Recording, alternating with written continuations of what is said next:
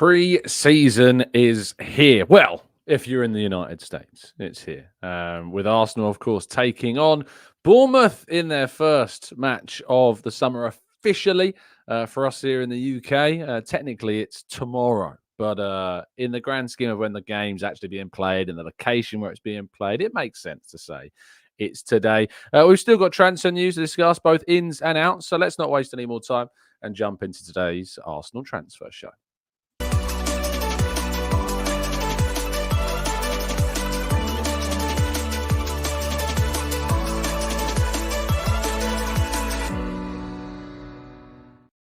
Hello and welcome to the Arsenal Transfer Show. Join you every single morning at 8 a.m. UK time on the Gooner Talk. Thank you guys and girls as always for tuning in. It is very much appreciated. I hope you've had a fantastic week so far. And yeah, indeed, welcome one and all. Good morning to those joining us in the chat box. Mr. Ray, already asking the question, who hasn't liked this video yet? And that is the question I have for you.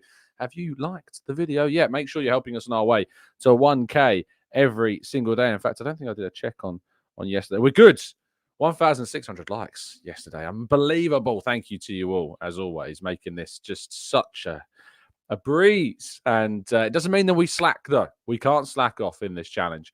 So make sure you're dropping a like. Amira, Dave, Edison, Jose, Runs with Cows, Carlton, Pam, Tabani, Paul, Dominico, Live, Colin, Harvey, Tyrell, Martin, Dominic Blackshine, Matt G, Granddaddy Gooner, Temi, Glenn, Olawale, Martin, Red Star, Stephen, Shari, Morska.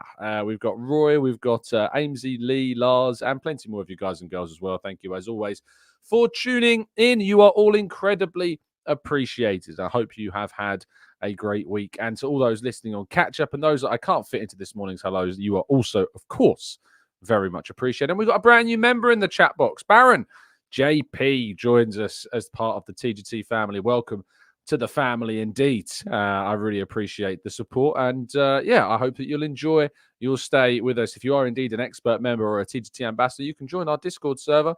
Let me know if we need a new link in the community tab and I'll get that all sorted out for you. But without further ado, we'll jump into today's stories, shall we? We start with, of course, tonight's game against Bournemouth here in the UK. It'll be 3:30 a.m. Tomorrow. Tonight, of course, it's a 7:30 kickoff, I believe. LA or what, Pacific time, I believe it's called. Over there. This is going to mean that there is tomorrow going to be no 8 a.m. show. So just bear that in mind, that this show is not going to be here tomorrow. Now, no matter how many times I say it, no matter how many reminders I give people, I still always get people tweeting me saying, Tom, why is there no show when there is no show? The reason why there is no show is because my alarm is set for 3 o'clock this morning. That's when I start my shift tomorrow. I'm going to be covering the game from the UK and working through into the midday period. So there won't be any 8 a.m. show because I will be working tomorrow. So do bear that in mind. And if you're worrying or wondering why there's no show tomorrow morning, that's the reasons as to why.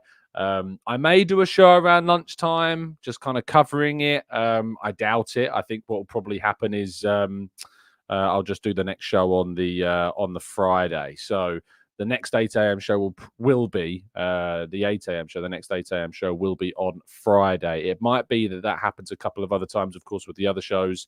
But I am working across through from 3 to 11. So no 8 a.m. show tomorrow, but I hope you understand the reasons as to why. Ramsdale is no closer to an Arsenal exit. Ramsdale, of course, has been linked with Newcastle. He's been linked with Southampton.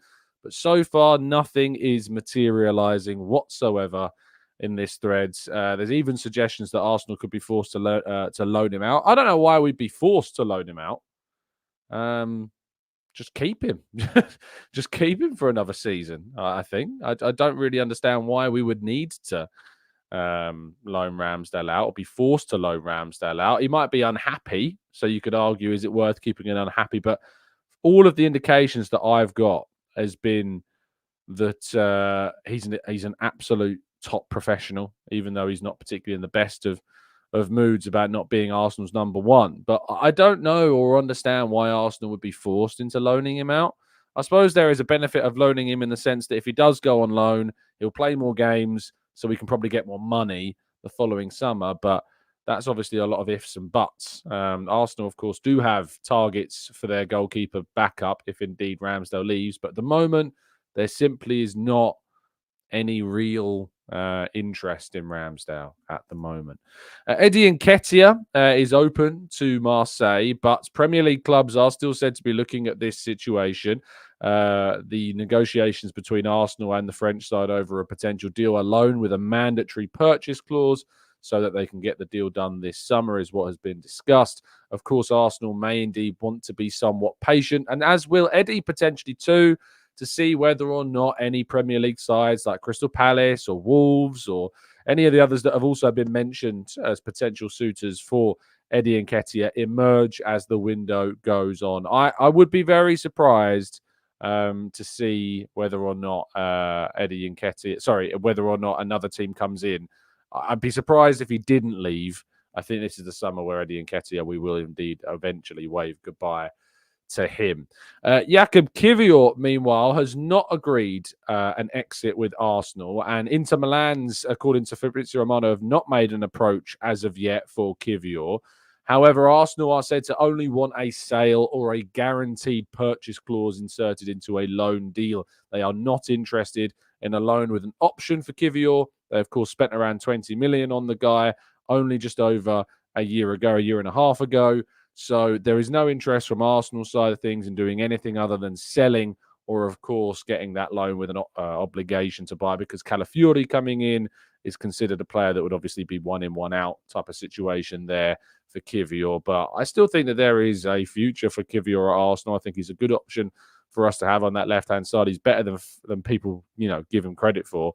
And we need as many options as we can get.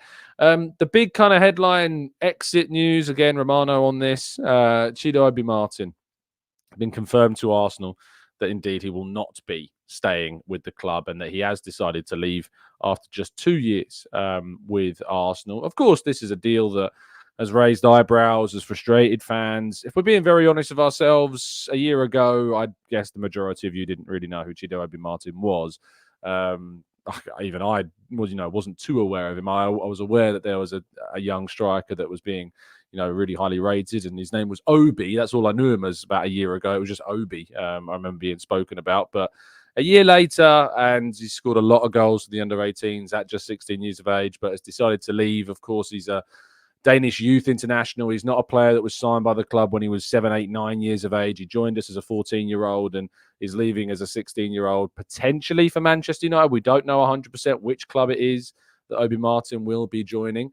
But I'm not going to lose any sleep over this situation at all, because Arsenal have done all they could do. It's with regret. It's frustrating. It sucks that we're losing a top talent, but he's 16. It's not an age bracket where you have any guarantees about their future.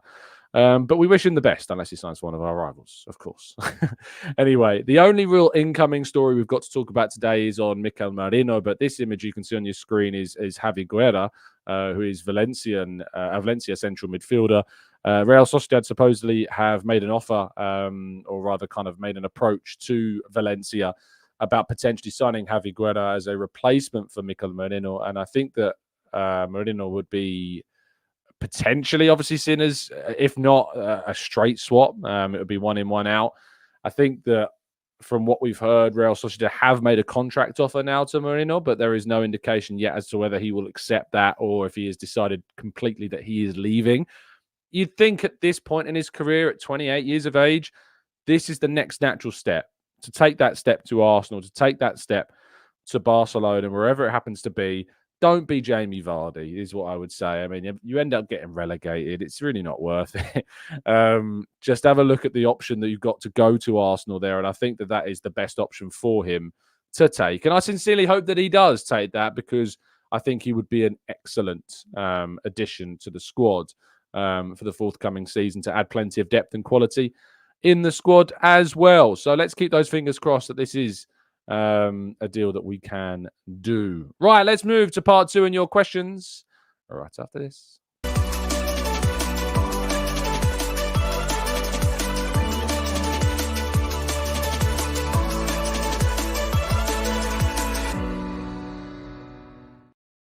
Okay, this is part 2 of the show where, of course, we tackle your questions and more. If you could ever be so kind to drop a like on the video and subscribe to the channel if you're new. I'm going to tell you a little bit something which is way ahead of the curve right now in terms of the channel. And that's that I was having some discussions this week about our next live event. Of course, we have very much enjoyed doing our last couple of live events. We did them in quite quick succession. We did one in August of last year, and then we did one in February of this year. And doing them in such quick succession, I loved it, don't get me wrong, but also I felt as though it's kind of a year thing. I wanted to turn it into a year thing rather than a twice year thing. I think you can lose a little bit of the shine, and you want to build up the hype and anticipation towards these things. So I can tell you that it's most likely going to be in a familiar surrounding of where we've been before, and we're putting the final touches on sorting that out. And then, of course, in the next month, I would imagine August, September time, either of those 2 times, I will be releasing information regarding how you can get tickets. It will, of course, be a ticketed event with a limited capacity like it has always been. So the last time we sold out, amazingly so, we sold out within the space of a couple of weeks, which was unbelievable, really. And so I imagine with us being an even bigger channel this time around, months later, a year later from the last time, they may go quick. So I'll be giving you plenty of time, plenty of what's the word? Notice, I guess, of when the tickets will be on sale and when you can grab them. And however many you want to grab, of course, to come with friends, or maybe you want to speak to people that you've obviously met. Or what I love about this channel is that people have actually made friends, based upon just being in the chat box and then going to live events and meeting people, or being in the members Discord server. So yeah, I think it's great. So I look forward to that and look forward to meeting more people. It's aiming to be February again of next year, just to give you a bit of a insight into when we're aiming for again. February of next year, and it will be probably again a Thursday like it was last time. Thursday nights are good for stuff like this. So yes, Thursdays is when it'll be in of course, London. Right, let's go to the chat and tackle your questions. Make sure you're dropping a like if you haven't done so already. And if you are on iTunes, make sure you leave us a written review. I've been seeing some very nice reviews of late as well. The process says, morning, Tom and TGT family. From the position we are currently in, what additions can we make that would turn Arsenal into favourites for the Premier League title? Of course, this is kind of a broad question, isn't it? We're looking at Arsenal bringing in reinforcement to Bukayo Saka's position, to central midfield, to the defence with Calafiori. And I think that it's important that we raise the floor, because the ceiling is very high already, but improving that's going to be very difficult. So you've got to make sure that you raise the floor of this group, and that is really, really key. Roy says, Tom, with City losing to Celtic, is the magic of Pep over? Ideally, hope so. I very much doubt it. We lost to Manchester United last season. It's worth pointing out. So I don't think you need to be in any kind of illusions as to what pre-season ultimately is. Just to give you a little bit of a lowdown on that game and the team that played. The starting 11 in this game was Ortega in goal, Rico Lewis, Simpson. Sorry? You go have a look. I don't want to necessarily... I'm going to say his name is Simpson Puzzi, but maybe I'm wrong. Maybe it's pronounced differently. That's really caught me.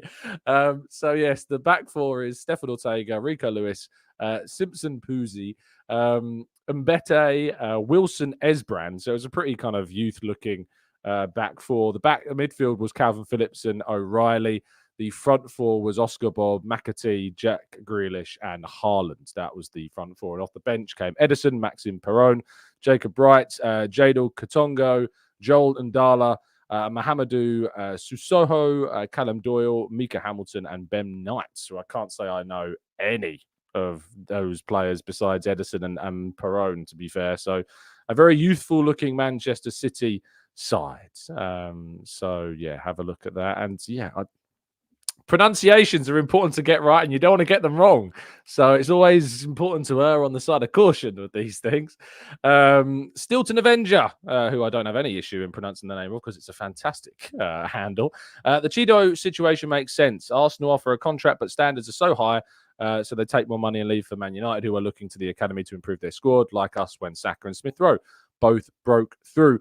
I think that, for anyone that's thinking that we should have just offered what Chido Obi-Martin wanted, you have to think about the wider context, of the situation, because the wider context is if you offer and just give the 16-year-old kid whatever they want in regards to a wage packet, you then get a situation where any youngster coming through the ranks is going to point to Chido Obi-Martin as an example of why on earth would I accept anything less than you've offered them. Pay me what I want, because I know that you will do that to keep hold of them. And Arsenal cannot do that. They cannot sacrifice their principles for one player in this regard, of this specific age bracket as well. Jabu says, hi, Tom. I've discovered 2 of the mystery German players that we might be buying. Stiller at Stuttgart and Max Beer at Hoffenheim. Well, Jabu, I guess we'll have to wait and see if you're right. But it's certainly that mystery German midfielder or defender or forward or goalkeeper, whoever it is. We haven't got a clue, but we'll wait and see. I look forward to seeing if Team News and Ticks doesn't have to face any scrutiny for this prediction. Alex says, how many incomings do you see happening before the end of the window? What positions, who might be incoming? If I knew the answer to that, Alex, I would be... I'd be ahead of David Ornstein in being able to do things. In terms of how many, if I was to make a prediction, Calafiori, a midfielder and a forward, a minimum of 3 I'd like to see. And I hope that is going to be the case. I don't necessarily think that count goalkeepers in that, but I'll go for 3 outfield players between now and the end of the window. Ben says, am I the only one who thinks Merino is too short-sighted? His teammate Zubimendi with a perfect midfield signing and has a much higher ceiling. We'll have to convince them. Either way, Zubimendi doesn't seem keen at all on leaving Real Sociedad. Barcelona were said to be interested in him. It's worth pointing out that progressively, Mikel Merino ranks in the 76th percentile, 6.1 progressive passes per 90, which is good. Just having a quick look at his passing stats from last season. Passes into the final third per 90. Last season, 4.42. He's averaged around 6.5, 5.4. So that's good. Passing into the final third, passing into the penalty area, 1.03, 1.34, 1.28, 1.3, 0.98 in the last 5 seasons. He does tend to be someone who likes to get into the box himself rather than be the guy passing into the box. So he, as I say, he's a box-to-box player. But I wouldn't call it too short-sighted. But I don't see him as a Erdegaard type of midfielder. He is, as I say, you're box-to-box, but likes to drive into the box and get in there on the end of opportunities. That's why he's a better, in terms of non-penalty goals, he ranks in the 94th percentile for goals of midfielders in the top 5 leagues. So that probably gives you some context to his style. But when you've got Erdegaard on the right, you've got Merino on the left, I guess that you get that balance of different types of midfielders that you can use.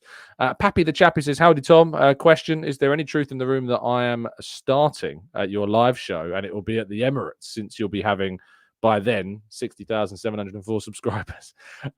Imagine that. I mean, it'd be wonderful if that was ever a possibility, but considering that, the bastions of podcasting in the Arsenal world, such as Arsblog and the Arsenal Vision, combine and can fill Ali Pally, I still think in the context of Arsenal podcasts, we're some way off of the Emirates Stadium.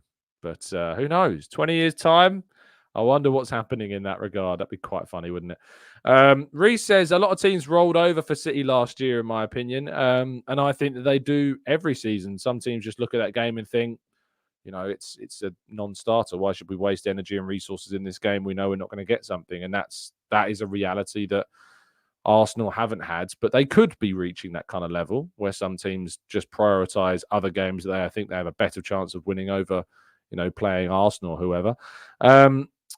Jay the One says, with Obi leaving, does he have to wait until November when he turns 17, or would the move happen now? Just thinking about the possibility of him being benched until then, how that could hurt him.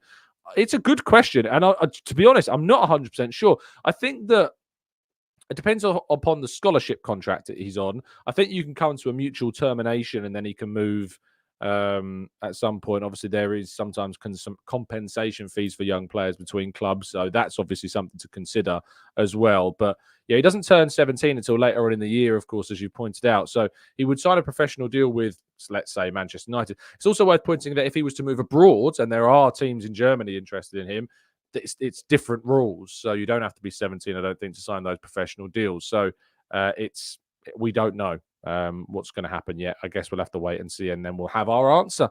The process is, let's set a target of 100,000 subscribers for TGT by Christmas of next year. I think you would be very hard pushed. I love the ambition. I thought it was ambitious just trying to get to 60,704 by the end of this year.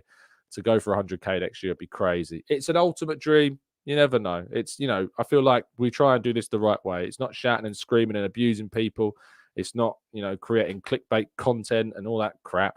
It's just talking about Arsenal as objectively and groundedly and openly with discussions as we can. And yes, it's not going to be everyone's cup of tea in terms of grabbing and hooking on to people's views. But if we get to 100K doing it this way, it would be certainly, besides my marriage, the proudest moment of my life, besides future kids, the proudest moment of my life for sure. So who knows? Let's wait and see what happens. To be fair, we reached 100,000 subs on the Arsenal way in 2 years, which was an amazing achievement for the group that we had there. And, it's there are videos going up on that channel, by the way, at the moment. Kaya's out in the United States on the preseason tour, so you can see some of those preseason diaries of Kaya on the Arsenal way. And with us back for the new season, we'll have a podcast as well over there with me and Kaya as well. So the Arsenal way is going to be producing some more content, but it's been a bit quiet, of course, because we went through major restructuring at the company over the last 2 years. So it's been a great journey, and seeing that 100K plaque on the Arsenal way has been very special. So thank you for all the support, because you all kicked that off, by the way. I remember when we first kicked off the Arsenal way, and I said, let's get the first 1,000 subs before we even start, and we managed to do it. So yeah, you all kicked that off because you're brilliant, as I say always.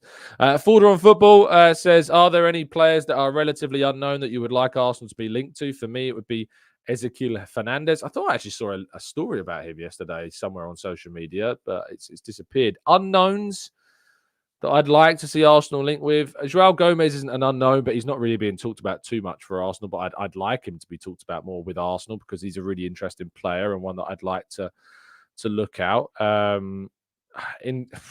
It's tough though. Otherwise, my knowledge of left field signings is not what it was before, because I'm so focused on Arsenal these days. But I'm sure there's some people in the chat will start suggesting names like crazy. TJ asks, talk of marriage is going to lose your subscribers, Tom. Oh, you're too kind. Sufyan says, hope you're well, Tom, and good luck with us half of the all-nighter. What position does Aiden Heaven play, and do you think he'll eventually sign with us? He is a centre-half. I'm hopeful that he will, but they haven't agreed a professional contract with him yet. 17 years of age, and he is highly rated. But as Simon Collins has done some really good work on this story for the Standard, but at the moment there's a lot of interest from outside of Arsenal, and yeah, we're looking forward to seeing him hopefully sign a new deal, but we don't know 100% if that's the case. Rich says, Tom, are we not more important to you than your future children? I'm hurt. Sorry, Rich. But in case the missus is watching, I'm going to go with no as the answer.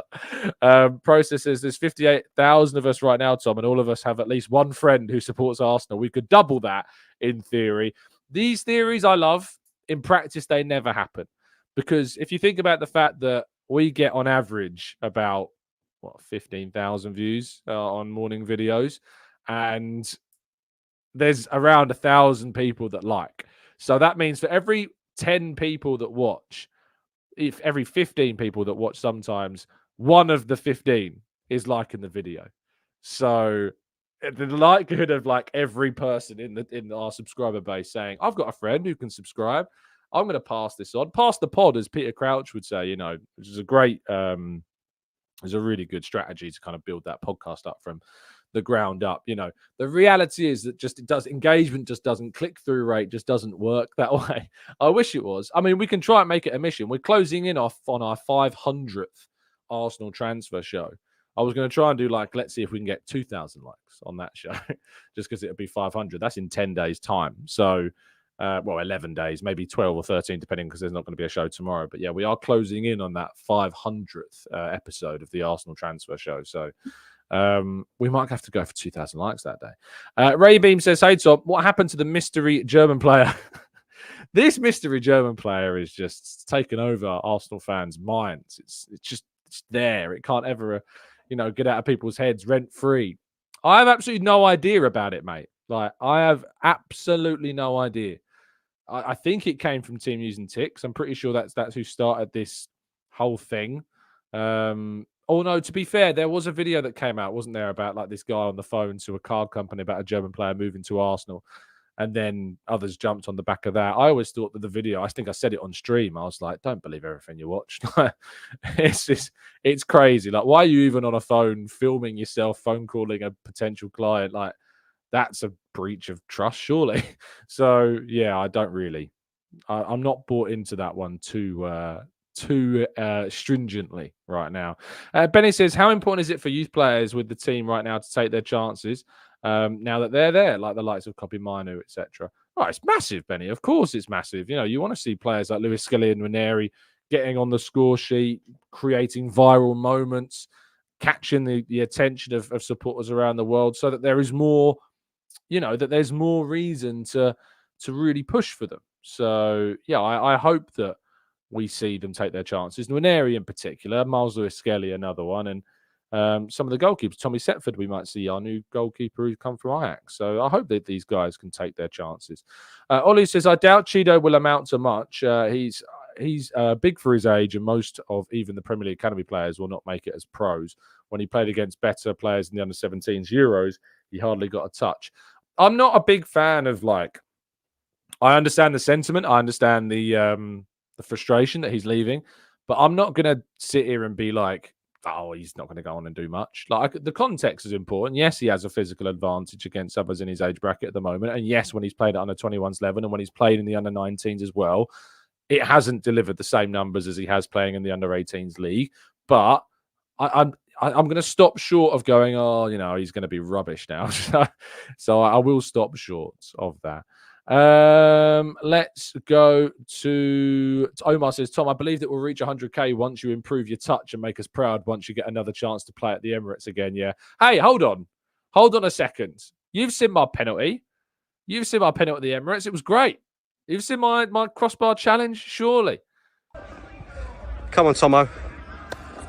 Who'd have thought the Gooner talk video at the Emirates had a penalty with the chance to embarrass Charlie's earlier effort to papers? Let's have a look.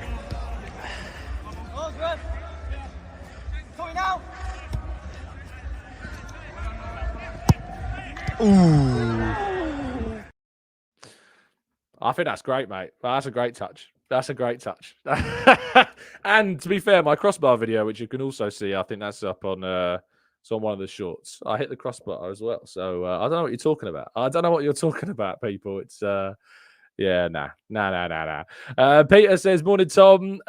With the Man City winning the last 4 Premier League titles, do you think they're even more pressure on teams like Arsenal to stop them from making it 5?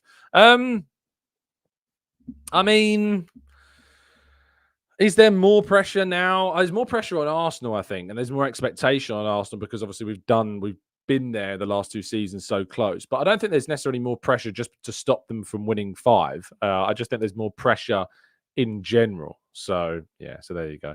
I don't know why you're all laughing at me for that. It's an empty goal top. Hey, look, I've seen worse. I've seen some journalists who missed it. Just putting that out there. Some of the journalists on that day missed theirs. So I'm not gonna out them. I'm not gonna expose them. But all I'm saying, Matt, is that I'm not the one who missed the goal, despite it being an open goal. If you haven't seen Mike's penalty, by the way, you definitely should check out Mike's. It's on his Twitter somewhere. Yeah, it's definitely worth it. Ben says, you look like you was using your leg like a golf club. That's because I'm working on my technique. It's all about synergy across sports, Ben. That's That's what it's about. Ajmal says, so the mystery German player was that goalkeeper who let Tom score. Oh, goodness me. I'm just, yeah. Feel free. Rip me apart all you like. Jabu says it has to be Harry. Wasn't there that day. Harry did some content the next day. And I missed it this year. I was in Italy this year when the Emirates Day was on. I think they actually did an 11-a-side game. I was gutted to miss out on that. Obviously, I did play at Wolves earlier this summer. I would have put content out, but it just wasn't very complimentary of my skills. Trevor says, where was the goalie when the ball was in the net? Oh, mate, did you not see his camera dive out of shot? Like, it was the spring on that keeper was so fast. You couldn't even see him. John Cena in there. Amira says, is your biggest flex that you've scored? That's not my biggest. I don't even know what my biggest flex would be. I mean, scoring an open goal at the Emirates, is that the biggest flex? I'm not sure. The crossbar's a bigger flex than that. It has to be. Chubb says, thoughts on Galeno at left wing? 16 goals, 12 assists for Porto last season, 8 of those in the Champions League, 30 to 40 million price tag. He was obviously the guy who scored against Arsenal, that brilliant curling effort against us. I'm not sure whether or not he's the right profile for Arsenal. He's a left winger. I think we need a right winger, to be honest, more than anything else. So, yeah, I'm leaning more towards a right-sided wide player than a left-sided one.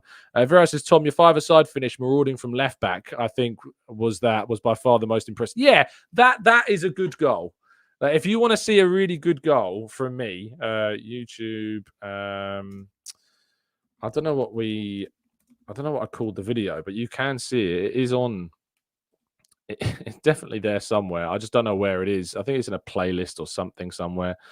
By the way, you can watch the whole vlog of at the Emirates. There's an entire kind of vlog of it there. I'll leave a link to it in the chat box so you can watch it. Let me just put that link for you in there. I'll leave it in the description as well if you want to watch the whole vlog of that day at the Emirates. It was a really cool experience, of course, playing with some very familiar faces that you'll recognise as well. Charles Watts, Gunnar Blog, James McNicholas on my side as well. So yeah, it's worth going and watch. It was a good day out, and yeah, go and give it a watch. Anyway, that's going to bring us to the end of today's show before I have to deal with any more awful messages.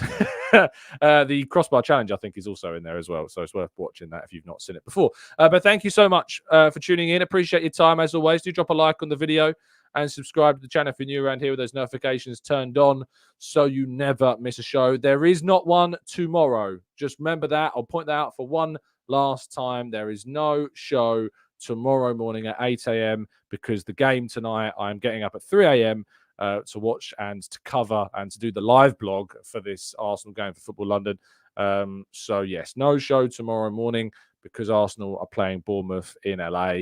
So, the next show, the 491st episode, will be Friday at 8 a.m., which is a day off. And I'm actually going to Brighton that day as well for a gig down in Brighton. So, I'm looking forward to that too. But there will still be a show. Don't you worry. Score prediction, Sam. I'm going to go 4-0 Arsenal. So happy days. Thank you so much, as always, for tuning in. Stay safe, stay well, stay happy and respectful. Enjoy your Wednesday. And as always, up the Arsenal.